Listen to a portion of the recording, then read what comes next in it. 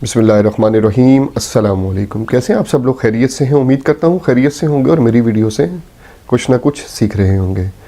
तो आज हम इस वीडियो में डिस्कस करेंगे। बहुत से कमेंट्स आ रहे थे, बहुत से मैसेजेस आ रहे थे कि सर हमें बताएं, हम अपना इंपोर्ट एंड एक्सपोर्ट बिज़नेस शुरू करना चाहते हैं और हम कितनी इन्वेस्टमेंट से हम स्टार्ट कर सकते हैं।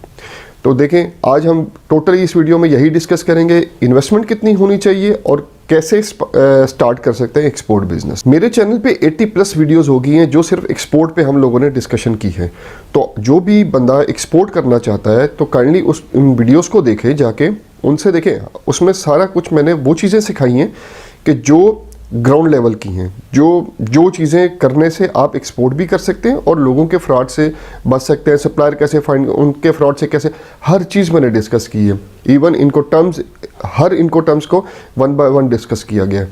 तो आप वो 80+ वीडियोस जाके देखें तो आप लोगों को एक्सपोर्ट करने में बहुत ज़्यादा आसानी रहेगी। उनसे आपको ये भी आइडिया होगा कि क्या क्या प्रॉब्लम्स आ सकती हैं, क्या क्या परेशानियां आ सकती हैं, जिनको हम ओवरकम करके अपनी एक्सपोर्ट प्रोडक्ट को अगली कंट्री तक पहुंचा सकते हैं। बात करते हैं, हमने इंपोर्ट एंड एक्सपोर्ट बिजनेस शुरू करना है तो देखिए 2 तरह की इन्वेस्टमेंट होती है इंपोर्ट एंड एक्सपोर्ट बिजनेस में। जब भी आपने बिजनेस स्टार्ट करना है, कोई भी बिजनेस स्टार्ट करते हो तो उसका एक सेटअप होता है। अब सेटअप बनाने के लिए आपको इन्वेस्टमेंट करनी है, ठीक है। आपको ऑफिस लेना है, आपको और चीज़ें जो है, फर्नीचर है, उसका सारा कुछ है, वो इन्वेस्टमेंट है। और दूसरी इन्वेस्टमेंट होती है आपको बिजनेस करने के लिए, बिजनेस के ऑर्डर को एग्जीक्यूट करने के लिए। अगर आप एक्सपोर्ट का बिजनेस सेटअप कर रहे हो, ठीक है, तो अगर आप खुद कर रहे हो, सारी डॉक्यूमेंटेशन वगैरह आप खुद करना चाह रहे हो, सारा कुछ आप खुद करना चाह रहे हो, तो उसमें आपके मेरा ख्याल है 15 से 20 हज़ार रुपये लगते हैं, क्योंकि 7,500 चैम्बर की फीस है, बाकी थोड़े मिला के फ्यूल वगैरह लगा के आपके 15 से 20 हज़ार रुपये लगते हैं। अगर आप एजेंट से करवाते हो, ठीक है, अगर एजेंट से करवाते हो तो आपका 50,000 से 70,000 रुपये तक वो चार्ज करता है। तो बेहतर ये, जब हम बना रहे थे वीडियो तो हमने यही डिस्कस किया था कि अगर हम देखें, हमने मेहनत तो करनी है ना आगे भी, तो हम स्टार्ट से ही क्यों ना मेहनत करें, तो कंपनी खुद रजिस्टर करवाएं, ताकि हर जो है छोटी छोटी चीज़ के बारे में भी आपको पता होना चाहिए। जो बहुत ज़्यादा जो मुझे क्वेश्चन आ रहे थे कि बैंक अकाउंट में बहुत ज़्यादा इश्यूज़ आ रहे हैं। अब लोग जो है ना थोड़े से बैकवर्ड एरियाज़ में हैं, जहाँ पे बैंक्स जो है ना काफ़ी ज़्यादा सपोर्टिव नहीं है, बहुत ज़्यादा जो ब्रांचेज है वो सपोर्टिव नहीं है। तो हम लोगों में तो जब हम बड़े किसी शहर में, कराची, इस्लामाबाद, लाहौर, पेशावर और बड़े मुल्तान शहरों में, ऐसे शहरों में जब आप अकाउंट ओपन करवाते हैं तो ऐसे इशू नहीं आता है। ये थोड़ा सा बैकवर्ड जो एरियाज़ हैं उनमें ही बैंक इशू करता है। आई डोंट नो क्यों करता है, लेकिन खैर एनीहो ये भी आहिस्ता आहिस्ता मसले सॉल्व हो जाते हैं। आप मेन ब्रांचेस से कांटेक्ट करें तो मसला सॉल्व हो जाता है। जो मैंने बताया ना, आपको 15 से 20 हज़ार रुपये लगेंगे। आपने NTN लेना है, उसमें सेल टैक्स रजिस्टर करवाना है अपना, GST मतलब जिसको बोलते हैं। उसके बाद आपने चैम्बर लेना है, उसके बाद बैंक अकाउंट ओपन करवाना है, उसके बाद PSW लेना है। ये जो 4-5 है, यही मेन है जो आपकी एक्सपोर्ट जो आपने करनी है, इंपोर्ट बिजनेस या एक्सपोर्ट बिजनेस जो भी करना है, उसके लिए 4-5 चीज़ें, NTN हो गया, GST हो गया, आपका चैम्बर ऑफ कॉमर्स हो गया, बैंक अकाउंट हो गया और PSW हो गया। ये 5 चीज़ें आपकी रिक्वायरमेंट है जो आपने इंपोर्ट एंड एक्सपोर्ट बिजनेस जब आप सेटअप कर रहे होगे तो ये चीज़ आपने जो है लेनी है। उसके बाद बात करें एक्सपोर्ट ऑर्डर एग्जीक्यूट करने के लिए कितनी इन्वेस्टमेंट रिक्वायर्ड है। ऑब्वियसली इसके लिए इन्वेस्टमेंट रिक्वायर्ड है अगर आपके पास एडवांस पेमेंट नहीं आती। अगर आपके पास एडवांस पेमेंट आती है तो फिर आपके लिए कोई ऑब्वियसली इन्वेस्टमेंट रिक्वायर्ड नहीं है, वहाँ से पेमेंट आएगी। आप पेमेंट जो है, जो भी आपका बायर है उससे एडवांस पेमेंट लोगे, पेमेंट बैंक में आएगी, बैंक से निकलवा के आप जो आपका मैन्युफैक्चरर है उसको पेमेंट दे दोगे, वो आपको प्रोडक्ट तैयार कर देगा। प्रोडक्ट तैयार करने के बाद वो प्रोडक्ट आपको हैंड ओवर कर देगा, हैंड ओवर करने के बाद प्रोडक्ट आप एक्सपोर्ट कर दोगे। तो इसमें आपकी इन्वेस्टमेंट जीरो हो गई क्योंकि एडवांस पेमेंट आ गई। अब समटाइम एडवांस पेमेंट नहीं भी आती तो फिर आप क्या करोगे, ऑब्वियसली कोई प्रोडक्ट होगी, जो भी प्रोडक्ट है। अब बहुत से मैसेज आते हैं, सर हम लेदर प्रोडक्ट एक्सपोर्ट करना चाहते हैं, गारमेंट्स है, टेक्सटाइल्स हैं, ठीक है, फ्रूट एंड वेजिटेबल है और हिमालयन साल्ट है, और बहुत सारी प्रोडक्ट्स हैं जो लोग एक्सपोर्ट करने के ख्वाहिशमंद हैं। प्रोसीजर सेम है, डॉक्यूमेंट्स यही रिक्वायर्ड होते हैं। अच्छा, अब न्यू एक्सपोर्टर हमेशा बात करता है कि सर हम एडवांस पेमेंट कैसे लें। देखें, इसलिए मैंने हर वीडियो में बताया कि आप प्रॉपर नॉलेज लोगे ना, जब आप प्रॉपर नॉलेज ले लोगे, आपके प्राइसेस कंपिटिटिव प्राइस होंगे, क्वालिटी प्रोडक्ट होगी आपके, तो क्यों नहीं एडवांस पेमेंट में। आपको कम्युनिकेशन के गुर आने चाहिए। कम्युनिकेशन का गुर होगा, बायर के साथ कम्युनिकेशन कैसे करनी, यही तो स्किल है। स्किल सीखना है आपको। यही तो मैंने इस वीडियो जो 80+ वीडियोस हैं इनमें सिखाने की कोशिश की है आपको कि भाई बायर से कम्युनिकेशन कैसे करनी है, बायर से बात कैसे करनी है। तो ये आप लोगों को सीखना है। ये चीज़ें सीख कर, ये स्किल्स सीख के आप एक्सपोर्ट कर सकते हो, एडवांस पेमेंट ले सकते हो बायर से, क्योंकि देखिए बायर को घेरना है, बायर घिर गया तो एडवांस पेमेंट आपकी है। तो आपको मैंने जैसे वीडियोस में बताया, आपको बस यही बताना है कि ये प्रोडक्ट दुनिया में सिर्फ मैं तैयार करके दे सकता हूँ, आपकी नीड मैं पूरी कर सकता हूँ। ये आपके स्किल्स है जो बायर को से कम्युनिकेशन के बीच में आपने यूज़ करने हैं। तो उसी तरह आपके पास एडवांस पेमेंट आ सकते हैं। तो ये न्यू एक्सपोर्टर क्यों नहीं ले सकते? ले सकते हैं। अब बात करें, अगर आप एडवांस पेमेंट नहीं ले सकते तो कितनी इन्वेस्टमेंट रिक्वायर्ड है? देखें, एक्सपोर्ट में आपको 1 लाख से या 2 लाख से लेके ना 5 लाख तक इन्वेस्टमेंट रिक्वायर्ड है छोटे ऑर्डर्स के लिए, बाय एयर्स के लिए। अगर आप FCL में कर रहे हो, फुल कंटेनर लोड में कर रहे हो, तो ऑब्वियसली उसके लिए 15 to 20 लाख या 25 लाख तक अमाउंट जाती है। अगर आप LCL कर रहे हो तो वो 2 से 5 लाख तक आपकी रिक्वायरमेंट है, क्योंकि वो आपने कार्टन भेजने हैं तो वो आप किसी भी उस पे अमाउंट पे भेज सकते हो। इसी तरह अगर आप बाय एयर कर रहे हो, अगर आप 500 kg की स्पेस ले रहे हो, उसको फिल करने के लिए भी आपको 2 लाख रुपए चाहिए। फिर फ्रेड है तो 2 से 1.5 लाख रुपया फ्रेड का लग जाए, 2.5 लाख रुपए की आपकी 3.5 लाख रुपए की आपकी रिक्वायरमेंट है बाय एयर के लिए भी। तो आप बिजनेस जो है ना, एक्सपोर्ट बिजनेस स्टार्ट कर सकते हो 2 लाख से लेके कम से कम 8 लाख तक के लिए, अगर आप लो लेवल पे काम कर रहे हो। अगर आप अपर लेवल पे काम करें, कंटेनर्स में काम करें, फिर 20 लाख से 25 लाख तक आप इन्वेस्टमेंट रिक्वायर्ड है। जब भी आपने काम करना है, ये हम 12 डिस्कस कर चुके हैं कि सेफ पेमेंट पे काम करना है। आपका अगर एडवांस पेमेंट नहीं आती है आपके पास, तो फिर आप क्या करोगे? ऑब्वियसली कोई तो नेगोशिएशन बायर के साथ करोगे ना। बायर कहता है मैं एडवांस पेमेंट 100% नहीं दे सकता, मैं 20% दे सकता हूँ।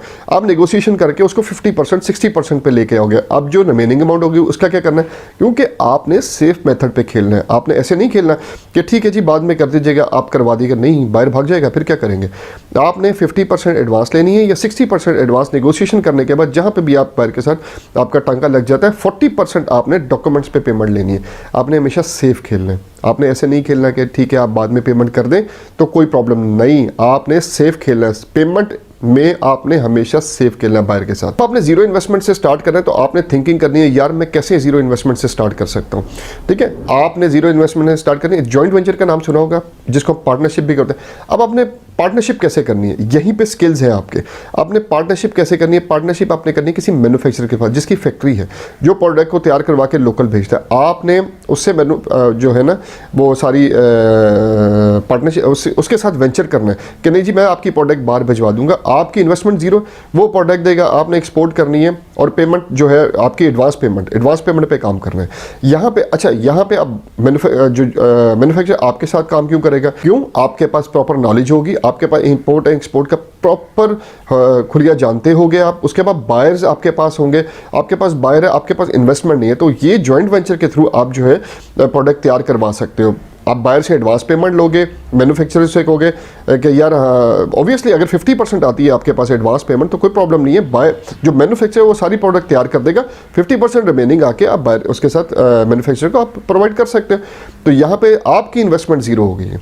आपने जीरो इन्वेस्टमेंट के साथ काम करना है, लेकिन आपको प्रॉपर नॉलेज होनी चाहिए, प्रॉपर स्किल्स होने चाहिए। आपको from start to end CHA से कैसे डील करना है, ये सब कुछ आप लोगों को आपके पास होना चाहिए, तभी आप जो है ना मैन्युफैक्चरर के साथ भी जॉइंट वेंचर कर सकते हो और जीरो इन्वेस्टमेंट के साथ बिजनेस स्टार्ट कर सकते हो। अच्छा, इसमें मजे की बात, अब आपने इसमें कुछ भी नहीं करना, ठीक है, ना आपको कंपनी बनाने की जरूरत है, ना आपको कोई डॉक्यूमेंट्स लेने की जरूरत है, ना आपको बैंक अकाउंट की जरूरत है, ना कोई और डॉक्यूमेंट की जरूरत। ये सारे डॉक्यूमेंट्स लगेंगे आपके मैन्युफैक्चरर के, मैन्युफैक्चरर जो के डॉक्यूमेंट्स सारे लगेंगे और वही उसका PSW एंड तक जो लेवल है उसका वो यूज करेंगे हम। इस चैनल पे मेरा काम आपको जेन्युइन इन्फॉर्मेशन देना है, जो पॉजिटिव इन्फॉर्मेशन जो आपको क्लिक करती हो, हर इन्फॉर्मेशन मैं आपके साथ शेयर कर रहा हूँ।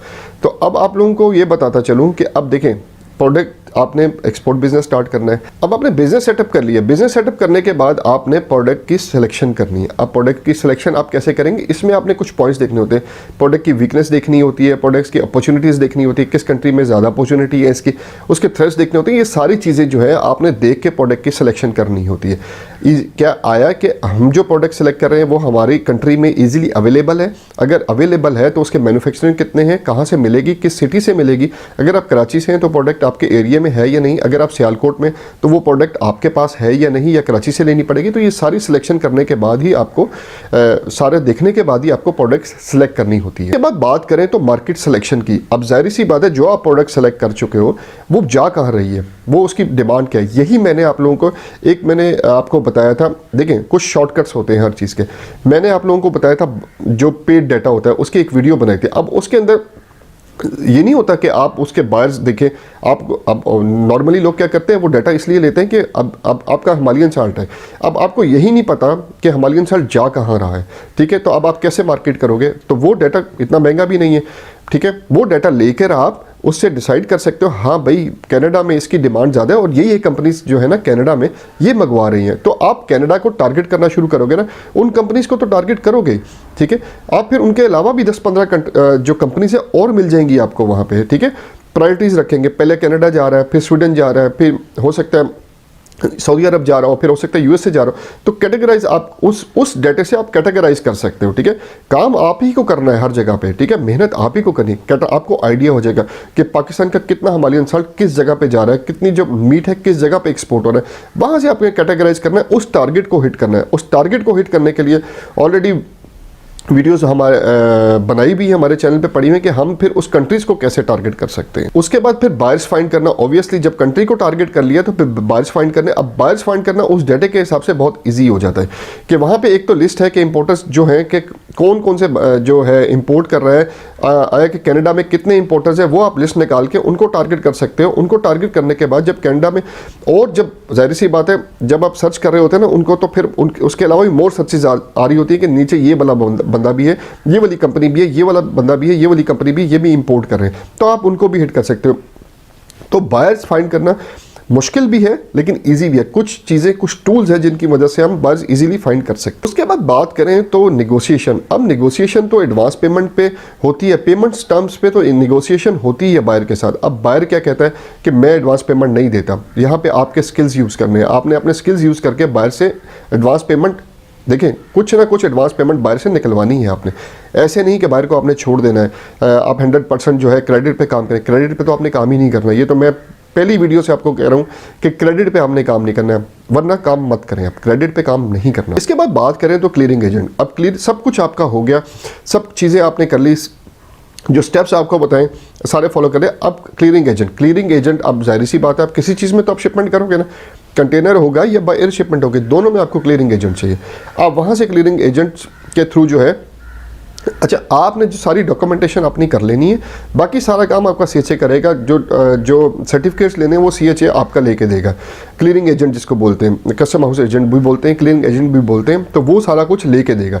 तो आपने उस पर परेशान नहीं होना कि यार ये हम डॉक्यूमेंटेशन, आपका काम बाय ढूंढना और बाकी चीज़ें करना है, बाकी काम क्लियरिंग एजेंट के सर पे छोड़ देना। अच्छा ये जो है ना एक इम्पोर्ट एक्सपोर्ट एक सिस्टम के हिसाब से चलती है, ये कोई बंदा नहीं, या मैं नहीं चला रहा या आप नहीं चला रहे या कोई और नहीं चला रहा, ये एक सिस्टम है जो इंटरनेशनल सिस्टम के हिसाब से चल रहा है। इसमें इनको टर्म्स यूज़ होती है, इसमें और बहुत सारी चीज़ें यूज़ होती हैं, तो एक सिस्टमेटिक तरह से चल रहा है। लोगों ने इसका बेड़ा गर्क कर दिया ना, लोगों ने इसमें फ्रॉड लिया है, लोगों ने इसको गलत तरीके से यूज़ करना शुरू कर दिया, लेकिन एक सिस्टम के थ्रू चल रहा है। आपने भी हर चीज़ सीख के करनी है, प्रॉपर नॉलेज के साथ करनी है, प्रॉपर आपने चीज़ें देख के करनी है, बायर को देख के करना है, कहीं फ्रॉड तो नहीं। उसके तरीके बताए मैं, बायर को हमने कैसे चेक करना है कि जेन्युइनिटी चेक, उसकी बायर की चेक करने के लिए, तो हर चीज़ आपने चेक करनी है। तो मैंने फिर आज आप लोगों को यही समझाया एक दफ़ा फिर कि हम लोग इंपोर्ट एंड एक्सपोर्ट बिजनेस कैसे स्टार्ट कर सकते हैं। जिन्होंने स्टार्ट करना है तो वो क्या कौन कौन से स्टेप लें। अच्छा इसमें सबसे बड़ी बात यह है कि मुझे काफ़ी मैसेज आते हैं, सर हमारे पास इन्वेस्टमेंट नहीं है। देखिए इन्वेस्टमेंट तो, अब मैं ये नहीं कहता कि आप करोड़ों लगाएं, आपको इन्वेस्टमेंट तो थोड़ी बहुत तो करनी पड़ेगी। जीरो इन्वेस्टमेंट उस पर है कि बिजनेस सेटअप पे तो आपके पैसे लगेंगे ना, बिजनेस सेटअप आपने करना है तो उस पर तो पैसे लगने हैं। अगर नहीं बिजनेस सेटअप भी करना है, घर से भी काम करना है, तो डॉक्यूमेंटेशन पे तो पैसे लगेंगे ना आपके, ठीक है। अच्छा चले डॉक्यूमेंटेशन पे भी पैसे नहीं लगाने, अपनी वेबसाइट तो बनाओगे ना यार। अब चले आप कहते हैं कि मैं जॉइंट वेंचर कर लूँगा किसी मैन्युफैक्चर, अपनी वेबसाइट तो बनाओगे, ठीक है, या वो भी नहीं बनानी है, वो तो बनाओगे, उस पर तो पैसे लगेंगे, उसकी एसईओ कराओगे, फेसबुक के पेजेस चलो उस पर पैसे नहीं लगते, इंस्टाग्राम पे बनाओ, ट्विटर पे बनाओ, लिंक्डइन पे बनाओ, लेकिन वेबसाइट पे डोमेन लोगे ना, उसकी होस्टिंग तो लोगे, उस पर तो पैसे लगेंगे ना, उसकी एसईओ करोगे या खुद करोगे या करवाओगे, उस पर भी थोड़ी सी इन्वेस्टमेंट लगेगी, ठीक है, आपकी इन्वेस्टमेंट तो लगेगी। तो आप ये कैसे कह सकते हैं कि यार हमारे पास पैसे नहीं और हमने इंपोर्ट एक्सपोर्ट भी करनी है। आपके पास कम से कम 20-30 हज़ार रुपया तो होना चाहिए ना। अब जिस तरह मैंने बताया कि यार आप लोगों के पास शॉर्टकट्स भी बताया आप लोग, ठीक है। अब वोल्जा का जो डाटा है वो $1500 का है, चीज़ें तो वही सारी कुछ अवेलेबल है उसमें भी। तो अब आप लोगों को मैं कन्विंस करता हूँ कि यार आप लोग जो है ना थोड़ा सी मेहनत करो। ये 2000, 4000, 8000 से कोई फ़र्क नहीं पड़ता, लेकिन अब इंपोर्ट एक्सपोर्ट बिजनेस बहुत वसी बिजनेस है, 1 करोड़ों का बिजनेस है। जिसके पास इन्वेस्टमेंट नहीं है वो कैसे करेगा। फिर प्रॉपर नॉलेज लो, फिर छोटी छोटी चीज़ें तो सीखो ना। आप सीख के करोगे तो इंशाल्लाह बहुत ऊपर जाओगे। उम्मीद करता हूँ आपको आज की वीडियो पसंद आई होगी। मेरी वीडियो को लाइक, सब्सक्राइब और शेयर करें ताकि आने वाले न्यू एक्सपोर्टर भी इससे कुछ ना कुछ सीख सके। अगली वीडियो तक के लिए अल्लाह हाफिज़।